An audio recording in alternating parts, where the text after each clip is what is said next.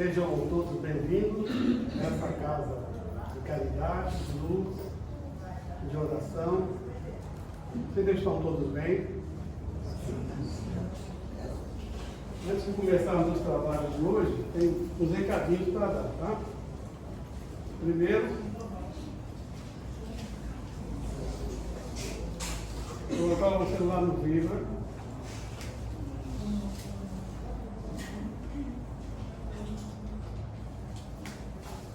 Todo mundo sabe aí dos nossos trabalhos da cesta básica, né? A gente atende 25 famílias todo mês. E as doações que estão chegando, a gente agradece de coração.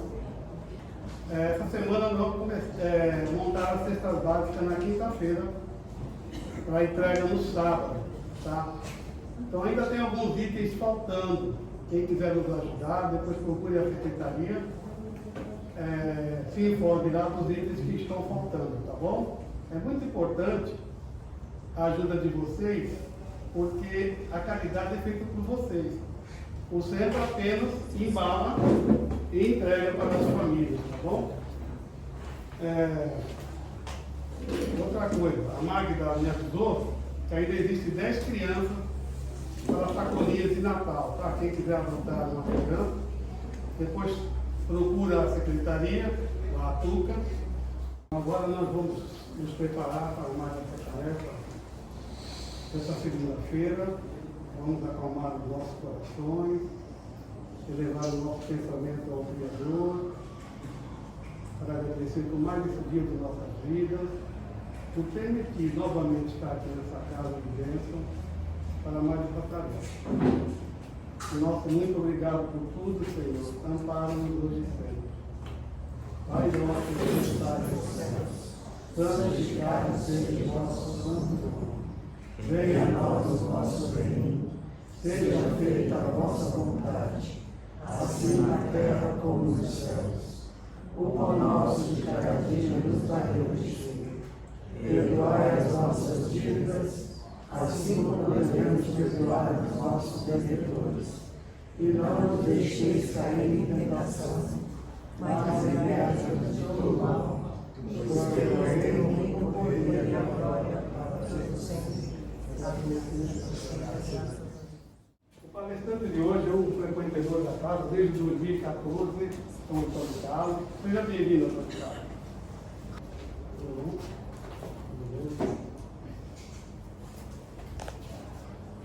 Queridas irmãs, queridos irmãos, que a paz seja conosco.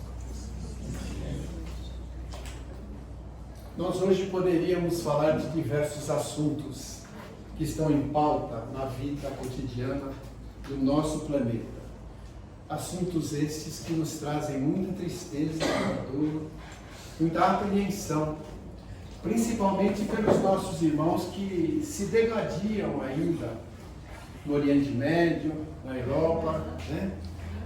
E muitas outras, vamos dizer assim, condições de conversa que nós poderíamos ter aqui no nosso país mesmo, onde existem várias situações as quais nos trazem um pouco de receio, porque, infelizmente, nós estamos prestes a que os nossos governistas eles têm a condição de fazer com que se declare aberto o aborto, com 12 semanas de gestação. Então nós poderíamos falar de tudo isso, né? Dos suicídios que se ocorrem, nós não temos condições de saber, porque são escondidos a público todas essas condições. Nós dizemos isso porque trabalhamos num hospital muito grande em Santos, Santa Casa de Santos, e nós sabemos, logicamente, de todas essas condições infelizes que acontecem, principalmente daqueles que estão com medo da vida e tiram a própria vida, infelizmente. Mas com tudo isso, nós não poderíamos trazer aqui no Evangelho no Lar, porque aqui é um lar espiritual, assuntos que nos deixem ir embora tristes. Não, nós não vamos fazer isso. esta noite nós vamos sair daqui bastante alegres e compensados de tudo aquilo que aqui nós vamos receber. Porque as entidades espirituais que atuam nesta casa, elas já estão nos tratando um a um, verificando tudo aquilo que nós estamos precisando, principalmente das nossas doenças físicas, porque as nossas doenças da alma, elas são um pouco mais difíceis de serem tratadas pela dificuldade que temos de nos lembrarmos de Jesus. Então hoje nós vamos falar de Jesus, que é muito mais agradável, muito mais edificante que a fraternidade, que o amor vale a pena. Então nós hoje vamos falar somente de Jesus, dos atos de Jesus, do que ele fez, do que ele se sacrificou por nós há tanto tempo, e nós ainda não o identificamos como nosso Salvador. Nós ainda temos dúvidas de que Jesus atua em nossas vidas. Nós temos muitas dúvidas, duvidamos dele, principalmente nas nossas horas mais difíceis, quando a dor bate a nossa porta. E aí nós prescrevemos na nossa alma, no fundo da nossa alma, uma frase assim: Jesus esqueceu de mim. Mas não. Jesus nunca se esquece de cada um de nós. Nós é que sempre estamos nos esquecendo dele. O interessante de tudo isso, que em uma de nossas reuniões de desobsessão, eu já inclusive contei este caso aqui, desculpem aqueles que já ouviram, mas eu vou repetir, porque nós estamos falando de Jesus, e isso tudo vale a pena ouvir novamente. Numa reunião nossa de desobsessão, onde este tipo de reunião, atividade espírita, na casa espírita, é uma atividade que socorre os desencarnados recentes, socorre os desencarnados que desencarnaram revoltados, e socorrem também aqueles espíritos que insistem no mal. Esta nossa reunião que nós participávamos nos trouxe uma lição muito importante sobre Jesus. E eu costumo colocá-la ela sempre em pauta para que todos possam entender o significado de Jesus em nossas vidas. E por nosso intermédio, uma entidade espiritual se comunicou, muito inteligente, por sinal, e veio nos testar. A nossa reunião existia aproximadamente de 30 a 35 médiuns.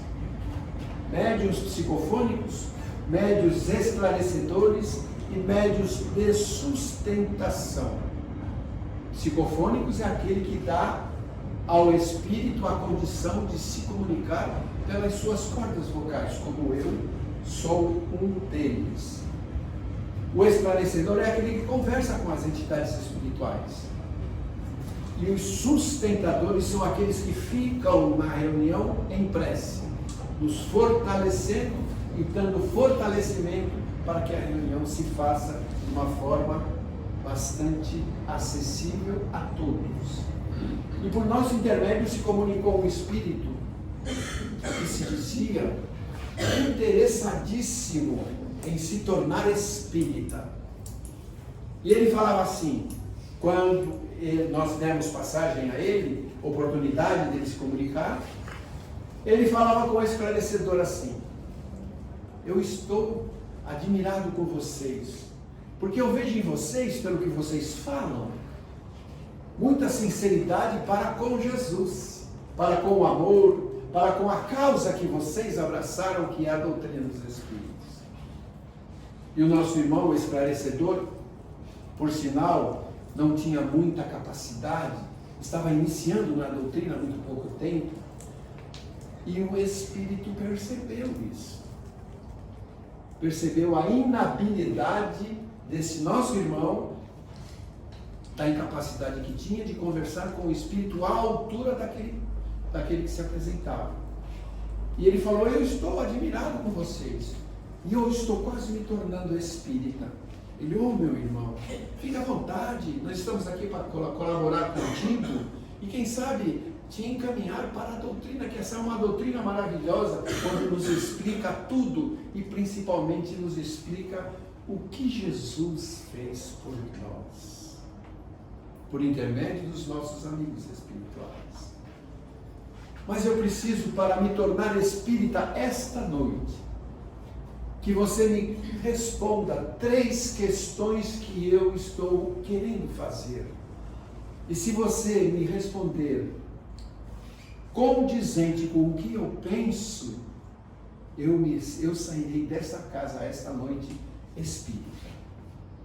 E o nosso irmão ficou feliz, porque um espírito que não era espírita, querendo se tornar espírita, para quem sabe numa próxima encarnação voltar espírita e trabalhar na doutrina, divulgando a quem sabe. E o nosso amigo que estava colaborando conosco falou: fique à vontade, meu irmão, pode perguntar, se eu tiver condições de responder, eu responderei. Então eu vou fazer a primeira pergunta a você. Você conhece Jesus? E o nosso irmão, principiante, porque o nosso titular havia faltado naquela noite, ele falou: conheço Jesus, eu leio o seu evangelho, conheço a vida de Jesus, tudo aquilo que ele passou, porque eu aprendi nessa casa tudo isso. E o Espírito falou assim: muito bem, gostei da sua resposta, eu estou quase me tornando espírita. Posso fazer a segunda pergunta? Pode, meu irmão. Você segue Jesus? E o nosso amigo falou: não, eu sigo Jesus da forma pela qual eu entendo, mas eu tropeço às vezes eu erro, porque seguir Jesus é um pouco difícil, mas nós tentamos de todas as formas, e quando nós erramos, nós voltamos atrás e retornamos do ponto de partida. E o Espírito falou assim: nossa, que beleza, muito bem. Se você me responder a terceira pergunta, eu me tornarei espírita verdadeiramente, porque eu estou admirado com as suas respostas. Posso fazer a terceira pergunta? Pode, meu irmão, fique à vontade. Você morreria por Jesus? E o silêncio se tornou assíduo naquele momento, como nós aqui ouvimos o silêncio. E o nosso amigo também ficou em silêncio, porque não tem uma resposta cabível para uma pergunta deste porte. Você morreria por Jesus? E o nosso irmão depois tentou balbuciar alguma resposta. O Espírito falou assim: não precisa responder mais. O seu silêncio era a resposta que eu estava esperando. Vocês espíritas são os hipócritas, porque falam de Jesus da boca para fora, mas da boca para dentro não tem. E foi embora. E aquilo me tocou profundamente, porque eu estava ali. Eu era um instrumento. E eu também era tido como hipócrita. Hipócrita do tipo assim: eu falo muito bem de Jesus, mas da boca para fora. Porque verdadeiramente, será que eu sigo verdadeiramente Jesus? Será que Jesus está contido na minha alma profundamente? Será que os ensinamentos que Jesus nos trouxe e me trouxe, eu os promovo? Eu os levo adiante? Que é uma pergunta interessante, profundamente interessante para cada um de nós. Agora, morrer por Jesus, o que significa isso? Será que se eu estivesse junto com Jesus, passeando pela praia, ou em algum outro lugar, e alguém quisesse melindrá-lo, matá-lo, eu me colocaria na frente do instrumento que faria este mal? Será que seria isso, morrer por Jesus? Mas verdadeiramente não é, porque eu fiquei com aquilo na minha mente muito tempo e perguntava diariamente para mim, o que seria morrer por Jesus? Aí um amigo espiritual falou assim para mim, você esqueceu-se de Francisco Cândido Xavier? Eu falei, mas por quê? Porque ele morreu por Jesus. Ele deu a sua vida toda a Jesus. Mas como? Ele deixou de viver a sua própria vida para viver a caridade, o amor no Cristo Consolador. Isso é morrer por Jesus.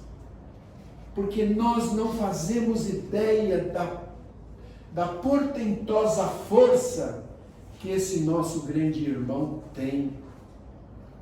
Nós não fazemos ideia da qualidade de amor que ele propõe a nós, e nós não propomos a ele.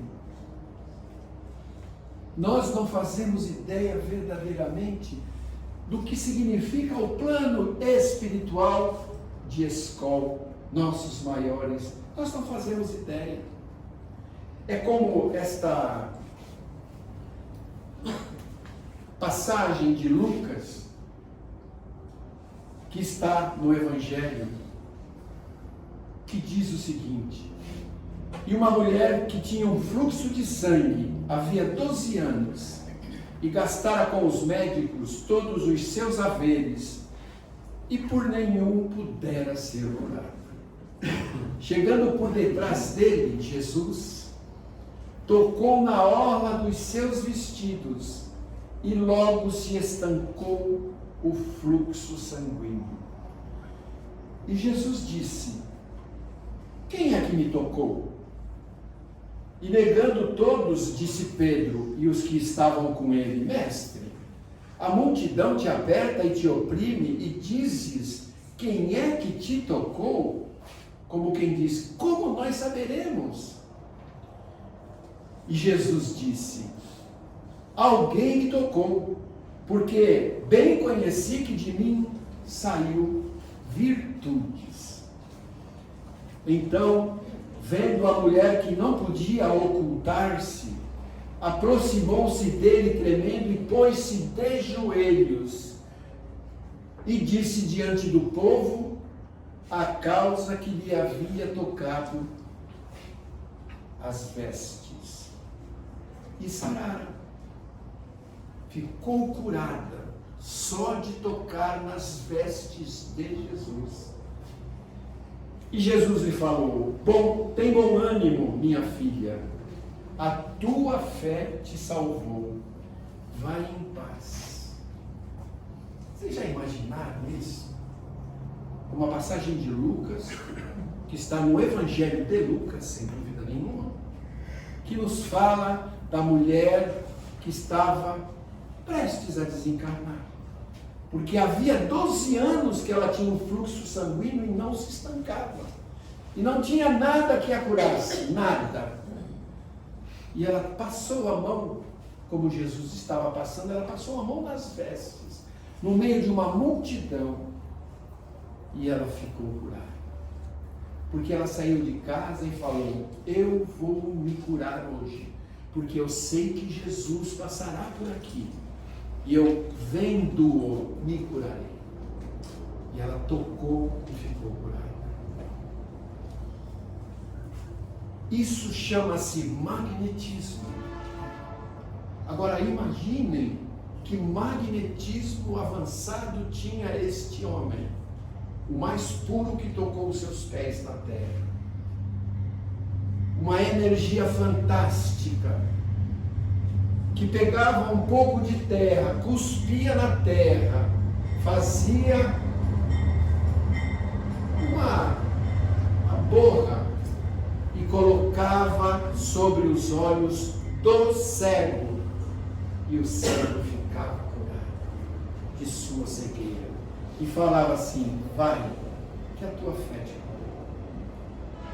Mas Jesus, ele começou a curar desde que chegou, ou melhor, desde que saiu do ventre de Maria.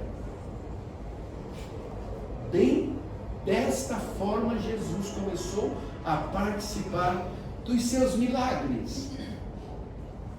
E tendo na época que Jesus chegou à terra, um sacerdote egípcio soube que o Messias tinha chegado à terra, porque esse sacerdote egípcio de nome Talihá já era bem espiritualizado, já tinha o bem com ele, já sentia amor pelo próximo, e ele queria conhecer Jesus, em bebê, em menino, em criança. E ele foi à procura de Jesus. E chegando em Nazaré, perguntou onde morava Maria e José. E a pessoa pela qual ele perguntou indicou: é por aqui, naquela casa assim, assim. Ela está lá. E ele foi. E deu de encontro com Maria, com o menino Jesus no colo. Bebê. E ele, quando viu aquela cena, Maria e Jesus, ele ficou estupefato. Ele ficou super admirado, porque era o Messias. E ele sentia isso, porque já era espiritualizado. Ele era um sacerdote do Sinédrio Romano. E ele pediu a Maria: posso pegar? E Maria, com toda a sua espiritualidade, vendo a luz naquele homem, falou: claro, pode pegar. E Talihá pegou Jesus no colo, abraçou e sentiu aquela energia toda daquela criatura, daquele espírito magnânimo que estava naquela criança. E quando ele abraçou Jesus no seu peito, o menino colocou a sua mãozinha por dentro da túnica de Talihá. E ele, mais que depressa, puxou a mão da criança, com medo. Tirou a mãozinha e continuou com Jesus no colo. E Jesus novamente colocou a sua mãozinha entre a túnica, e da segunda vez ele puxou a mão de Jesus com carinho e devolveu-o a Maria. Agradeceu a oportunidade e foi embora. Aquele homem, Talihá, tinha uma úlcera no seu peito, que era considerada lepra, que o fazia sofrer de dores e mal-estares sucessivamente. E ele ficou com medo de contaminar Jesus. Ele falou: não posso contaminar o Messias. Acabou de chegar, ele contaminado, de repente vai para o vale dos leprosos. E ele escondia, por intermédio das suas túnicas, aquela ferida, porque se alguém descobrisse no Sinédrio, ele iria ser levado ao vale dos leprosos. Porque naquela época, quem aparecia com esse tipo de doença era levado para o vale para esperar o desencargo. No meio do caminho de volta, Talihá sentiu um frescor diferente no seu peito. A dor sumiu. E ele abriu a túnica e verificou que não tinha mais ferida. Sumiu, como se num passe de mágica. A ferida desapareceu. E a ferida era muito grande e causava a ele muito desconforto. E ele, vendo aquilo, postou-se de joelhos, levantou as suas mãos para o céu, agradeceu a Deus por aquela oportunidade de cura e disse: meu Pai, um dia eu descobrirei um unguento que irá salvar todas essas pessoas desta doença. E foi-se embora. Passaram-se anos. Logicamente, Telaha desencarnou, como todos nós um dia iremos. E em 1734, Taliha reencarna como Anton Franz Mesmer. Alguém aqui já ouviu falar dele? Mesmer, mesmerismo. O homem que descobriu o magnetismo animal. Ele descobriu que tudo aquilo que tem vida tem magnetismo. E tudo o que tem magnetismo tem o poder da cura. Vejam vocês, as plantas, a lua, o mar, as águas, os rios, a terra, enfim, tudo que se há vida, existe magnetismo.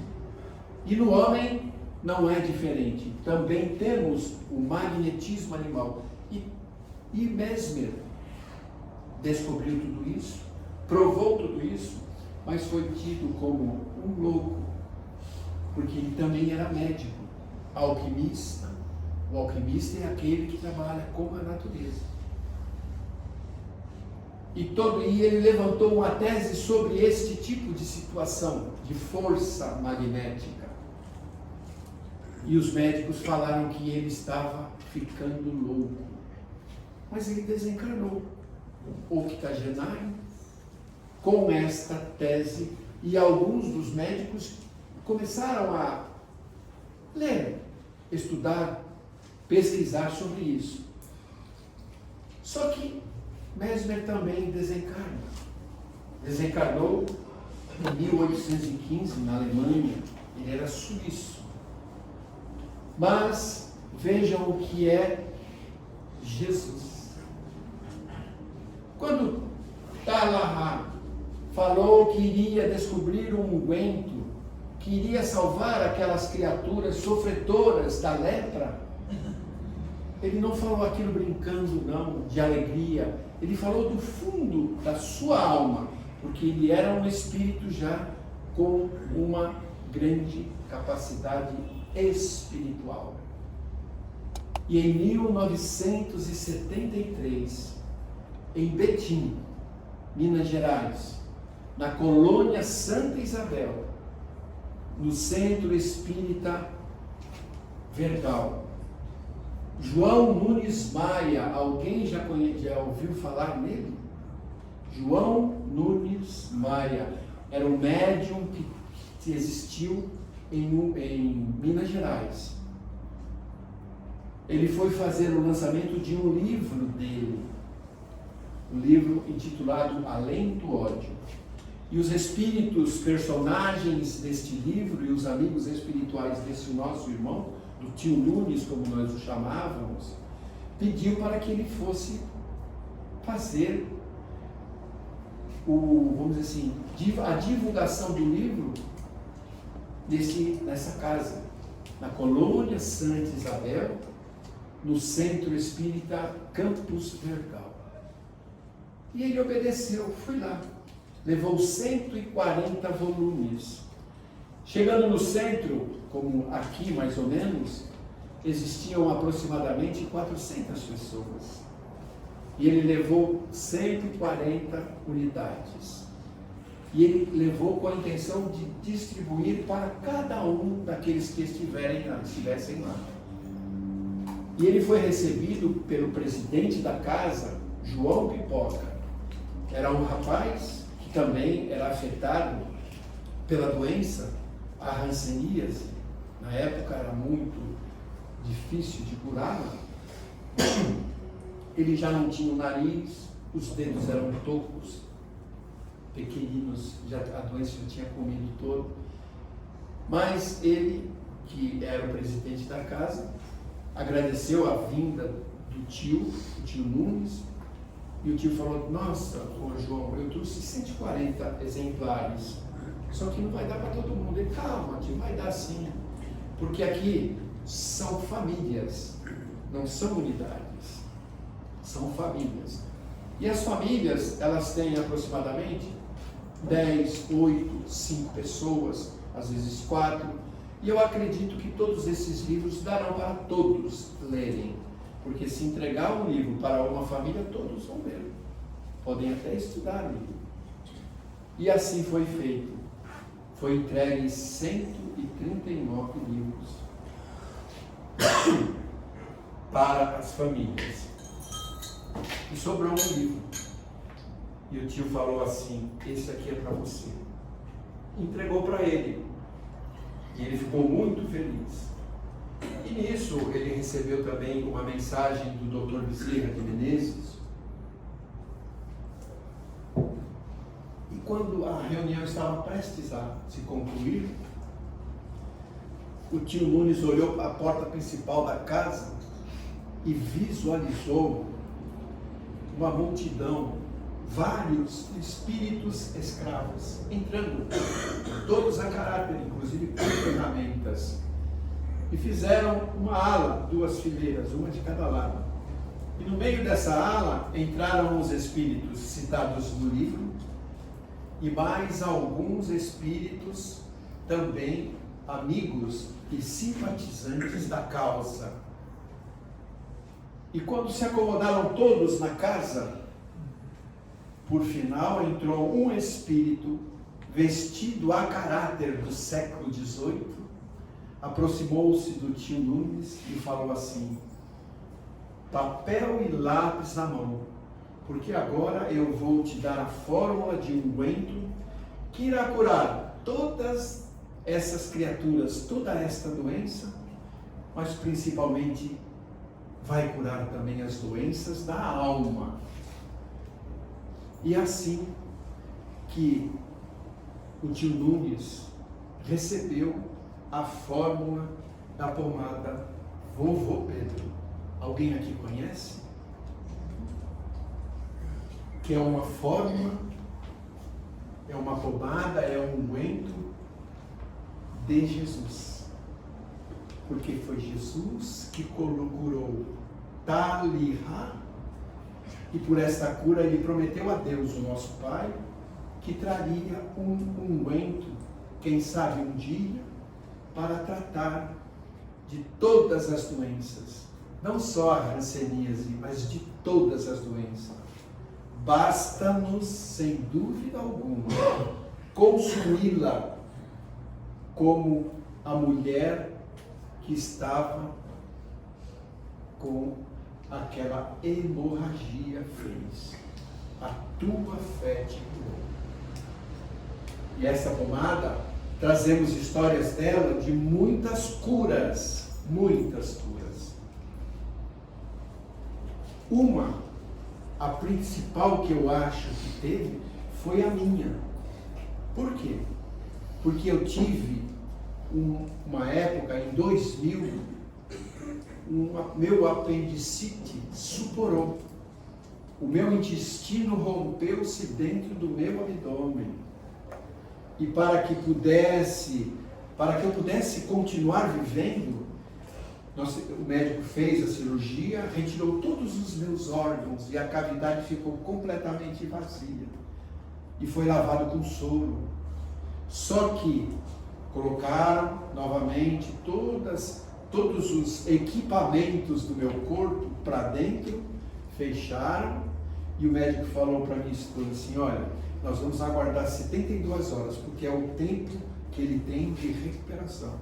Se infelizmente ele não se recuperar desse tempo, nós não podemos fazer mais nada. E deu-se as 72 horas, mas a minha temperatura estava altíssima, a infecção se constatava comigo. E ele falou: nós vamos ter que abrir de novo para limpar novamente, porque deve ter algum vazamento lá dentro. E assim foi feito. No prazo de mais ou menos uns 10 dias, eu tomei a segunda anestesia geral, abriram meu abdômen, retiraram novamente tudo de dentro, limparam, lavaram com soro.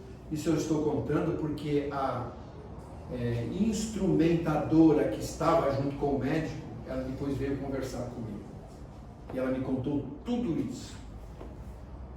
Fizeram a segunda cirurgia, fecharam, Fui para a UTI novamente e a temperatura não cedia. E a minha bolsa de colostomia, que ficava ao lado, só vivia cheia, não esvaziava de jeito nenhum. Sinal que a cirurgia não teve resultado. E o médico falou assim: nós vamos ter que abrir novamente, porque a infecção ela não está cedendo. E nós precisamos verificar o que está acontecendo, porque os exames de imagem não me auxiliam nisso. Nós vamos esperar 3 dias para que, se houver necessidade, nós vamos abrir novamente. Terceira cirurgia em menos de 30 dias. Terceira anestesia geral. Uma já é perigosa, imaginem 3. A minha esposa ficou apavorada. Ligou para o nosso irmão João Elias, lá do lar, Elizabeth, e falou com ele, explicou a situação, e ele falou assim: fala para ele comer a pomada, de manhã, de tarde e de noite. Manda ele comer a pomada, não tem problema nenhum não. Pega um pouquinho no caminho da colher, coloca na boca e engole. E eu fiz isso. Se ele falasse para mim, come o potinho todo, engole o potinho todo, eu comi. Porque eu queria viver. Eu queria continuar com a minha família. Meus filhos estavam jovens ainda. E eu fiz isso. De manhã, de tarde, à noite. E evangelho todos os dias. Dentro do quarto. Eu e a minha esposa. E o médico falou, chegou depois do 3º dia e falou assim: vamos levá-lo para o exame de tomografia para ver como está o local onde está vazando. Levou, voltou, porque ele acompanhou o exame e falou para minha esposa: olha, eu não sei o que aconteceu, mas o orifício fechou. O orifício que estava vazando fechou. E ele falou: provavelmente a temperatura vai se equilibrar. Mas ele ainda falou assim, porque ele pediu para que comprasse o antibiótico top da época, top, que custava, parece que naquela época, R$300 o potinho, ou sei lá o que, como é que era, eu não vi o antibiótico. Ele falou: esse antibiótico é muito bom. Eu olhei para minha esposa e falei: é ótimo, né? É ótimo. Me curou, graças a Deus. Mas tem muitas histórias. Eu conto essa porque eu vivi a dor no momento. Eu botei o pé lá e eles falaram: volta esse pé, porque não chegou a tua hora ainda não. Aqui não tem lugar para gente ruim. Eles falaram isso. E aí eu voltei. Isso há 23 anos atrás. Mas tem outras histórias, como a de um casal, o qual a esposa, a moça do casal, sofria de dores de cabeças altíssimas e nenhum analgésico a aliviava, nenhum analgésico. E o marido tinha um amigo que conhecia o Chico e falou assim: vai lá no seu Chico e vê se ele consegue alguma coisa dos espíritos para ver se a dor de cabeça da minha esposa passa. Aí falou: eu vou lá, quem sabe o Chico tem alguma coisa para ela tomar, para ela consumir, que passe a dor. E ele foi, conversou com o Chico. Aí o Chico sempre andava com os potinhos de pomada naquele paletó dele, porque o Chico foi o maior divulgador da pomadinha vovô Pedro que nós conhecemos, o maior divulgador. Ele pegou o potinho, ele explicou, o Chico, falou assim: olha, leva esse potinho aqui, pede para ele passar todo dia na cabeça, assim, na testa, nas narinas, no pescoço, na nuca. Quem sabe essa pomadinha vai auxiliá-lo. Ele falou: então eu vou levar. Ele deu o potinho e levou. Falou assim: olha, o Chico falou assim, assim, assim, para você usar essa pomadinha. Levou assim, entregou para ele. Passaram-se alguns dias, ele retornou à casa do amigo para saber como estava a esposa. E ele perguntou, como é que está a sua esposa? Está bem? Melhorou? Olha, logo que você chegou com o potinho, a dor de cabeça dela passou. Você não usou a pomada? Não, não usei a pomada. Está aqui, ó, está fechadinha, como você me entregou. Falou, puxa, que coisa estranha. Está aqui, ó, mas ela não sentiu mais dor de cabeça desde o dia que você trouxe a pomada. Caramba, eu vou perguntar para o Chico novamente o que aconteceu. Aí voltou ao Chico, Chico, aconteceu isso, assim, assim. E ele não usou a pomada e a mulher ficou boa. O que aconteceu? Ele falou, meu filho, este potinho está totalmente impregnado de energias. Porque quando essa pomada é feita, eu participo da confecção dela. Eu participo. Desde 1994. Quando você entrou com o potinho, aquela energia do potinho simplesmente fez com que um espírito que estava do lado da esposa do seu amigo, que era o pai dela e desencarnou por um aneurisma cerebral e tinha umas dores de cabeça horríveis. E como ele era muito apegado à filha, ele continuou do lado dela transmitindo pela energia dele para com ela, pelo magnetismo, a dor para ela. Por isso que ela não ficava boa. Mas quando você entrou com aquele potinho, o espírito desmaiou. E aí ele falou assim, mas Chico, o espírito desmaia?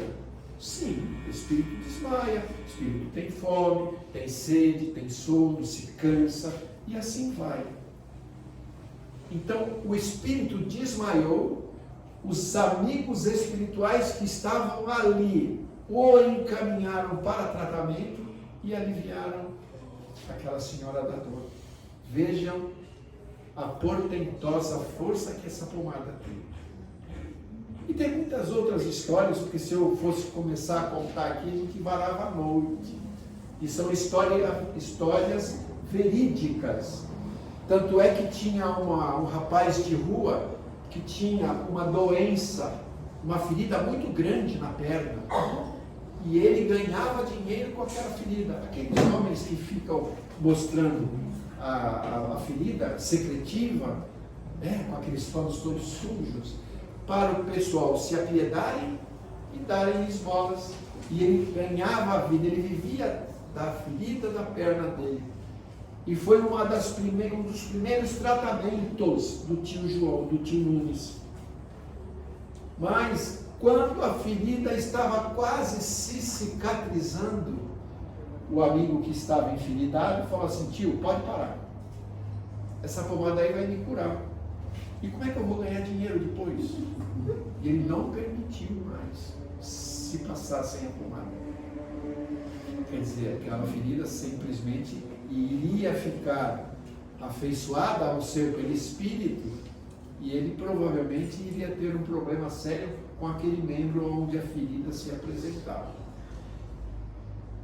Mas nós iniciamos falando de Jesus. Veja o que Jesus está nos proporcionando. Nessas nossas histórias, todo mundo ficou mentalizando todas essas ocorrências. A ferida do homem, a dor de cabeça, eu comendo pomada. E alguém vai perguntar assim, mas será que é verdade mesmo? Se esse cara não está blefando e tal? Experimentem. Essa casa aqui é uma casa que fornece pomada. Essa casa aqui, eles trabalharam conosco nas últimas pomadas. Era um casal, eu não sei se está presente hoje, mas trabalharam conosco.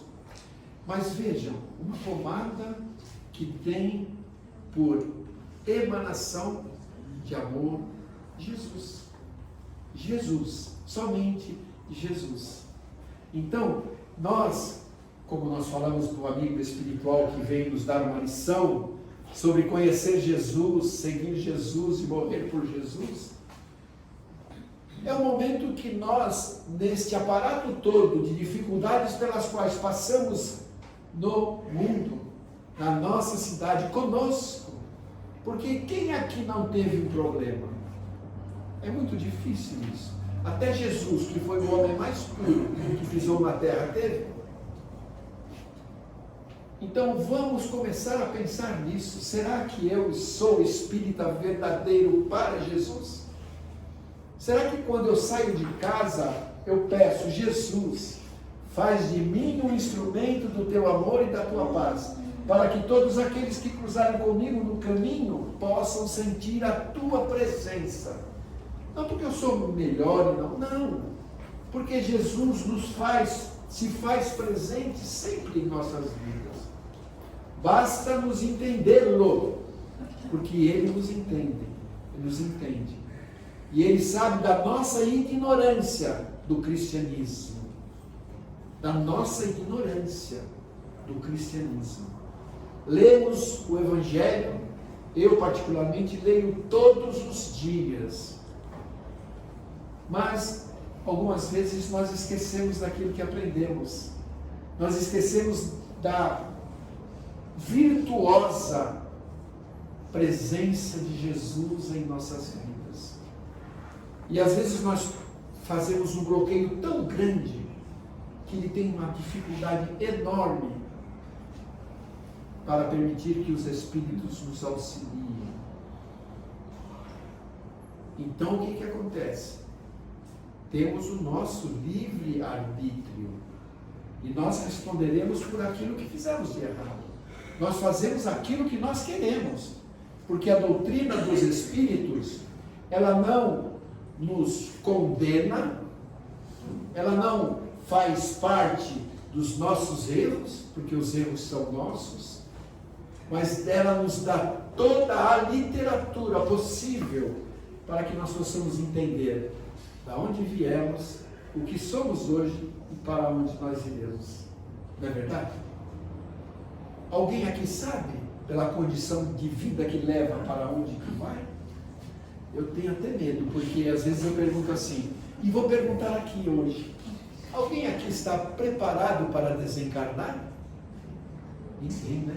Então, por quê? Porque nós temos medo, não medo da morte, porque tudo isso é uma certeza da nossa vida, mas nós temos um grande medo do desconhecido, não é verdade? Daquilo que iremos encontrar. Mas a doutrina nos dá todo o aparato para entendermos aquilo que nós iremos encontrar. Olha que legal! A doutrina nos oferece a condição total para conhecermos o que nós iremos encontrar quando deixarmos o corpo. Por quantas vezes nós já deixamos e quantas vezes ainda deixaremos. Mas tudo depende do nosso prestimoso arbítrio, da nossa vontade de querermos ser bom. Nós estamos bom, hoje principalmente aqui todo mundo está bom, mas saindo daqui começa a pegar ônibus, começa a pegar o carro, vai trabalhar e vai para a vida da rotina, o bom ficou para trás, né? Aí vem a nossa parte meia infeliz. Isso que nós precisamos dominar, porque hoje em dia nós estamos reclamando de tudo.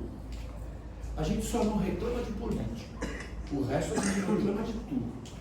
Mas nós não estudamos para entender o que nós estamos passando, principalmente na área dos nossos administradores, que são pessoas, espíritos que reencarnaram com uma tendência, uma vontade de colaboração, mas chegaram ao ponto de entenderem que o material vale a pena e o espiritual deixa-se de lado. Então os espíritos estão nos falando o seguinte: prepara-se um novo mundo para aqueles que não absorveram a mensagem de Jesus. Aqueles que continuam no mal, aqueles que continuam pregando o mal, e todas essas porcarias que nós estamos ouvindo atualmente, e nós ficamos revoltados. Eu particularmente fico às vezes, querendo pegar um daqueles pelo pescoço. Se a televisão permitisse, eu já tinha pego, mas não dá, a televisão não permite, porque tem um vidro na frente, né? Mas olha no que nós nos preocupamos. ao invés de nos preocuparmos em orar, em pedir aos espíritos, a Ismael que domina o Brasil, que é o nosso protetor espiritual, para que ele, com a sua falange iluminada, possa envolver estes homens que estão no poder. Tem uma mensagem aqui, eu não sei se eu trouxe. Não trouxe não. Peraí, deixa eu ver aqui.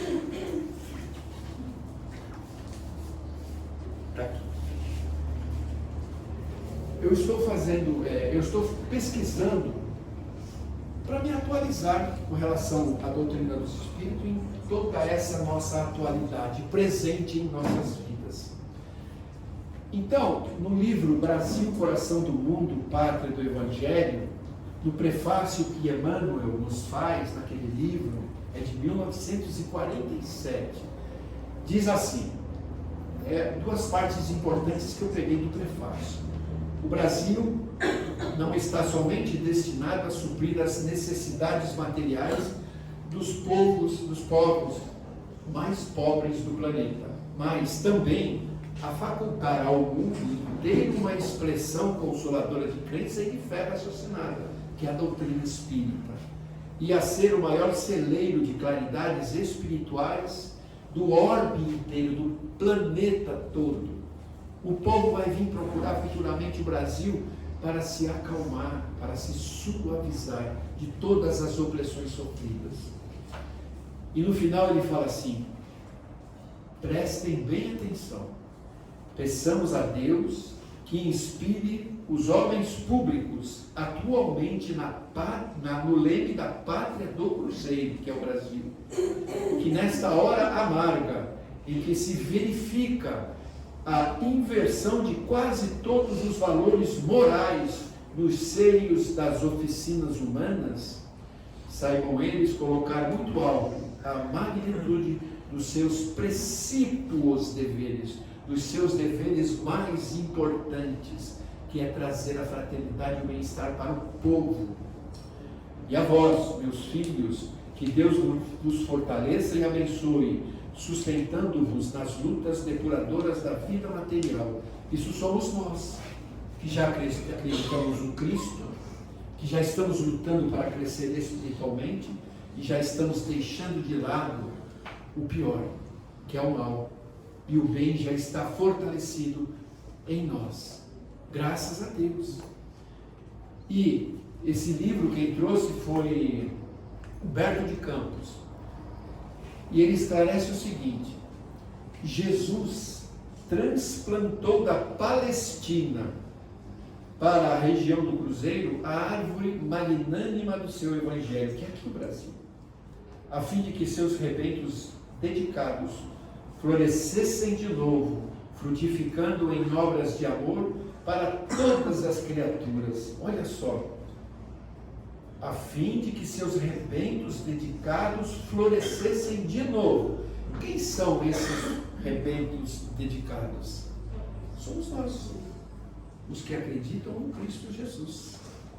Então nós precisamos passar a mensagem de Jesus para a frente, convencendo ou tentando convencer aqueles nossos irmãos que ainda duvidam ou estão num caminho não muito feliz. Até no meio da nossa própria família, aonde espíritos, vamos dizer assim, não endividados, mas que vieram juntos para amenizarem as intemperanças do passado. Na nossa família estão encarnados os nossos maiores adversários. Vejam vocês, isso está nos livros do Evangelho de Jesus. Então nós precisamos divulgar Jesus. Nós precisamos divulgar a todos aqueles que não compreendem ainda que a alma é imortal, de que um bebê com 12 semanas de vida no útero da sua mãe já está vivo. O espírito já está ali. Por quê? Porque o espírito se adapta no corpo na sua fecundação. Porque antes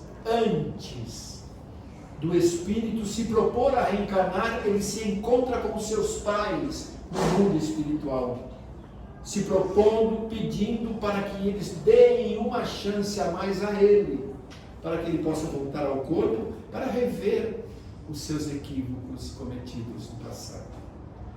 Sabe onde está escrito isso? No livro Os Missionários da Luz. Tem um capítulo que chama Reencarnação, a história da reencarnação de Segismundo. Eu falo sempre isso. É muito bonita essa história, onde o espírito se propõe o inimigo mortal daquele que seria o seu pai, e foi pai. Gente, falar de doutrina espírita é uma maravilha. Eu vou ficar aqui a noite toda falando de casos e mais casos, mas o tempo hoje já está na hora de nós retornarmos aos nossos lares, né? Mas fica aqui a mensagem na qual Jesus nos trouxe. Amai-vos uns aos outros, como eu vos amei. E vamos entender Jesus de uma forma muito fácil, porque ele nos disse assim: eu sou o caminho, a verdade e a vida. E ninguém vai chegar ao Pai a não ser por intermédio de mim. Foi Jesus que falou. E por que nós deixamos esse nosso amigo tão longe de nós? Vamos refletir. O que é Jesus em nossas vidas? Que Deus nos abençoe.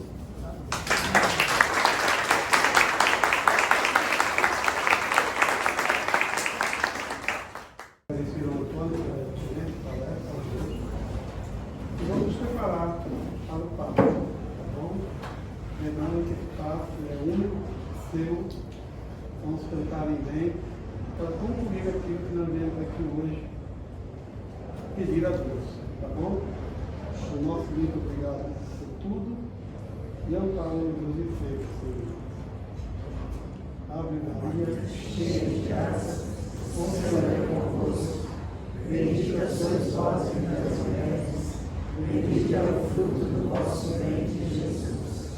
Santa Maria, Mãe de Jesus, rogai por nós, os pecadores,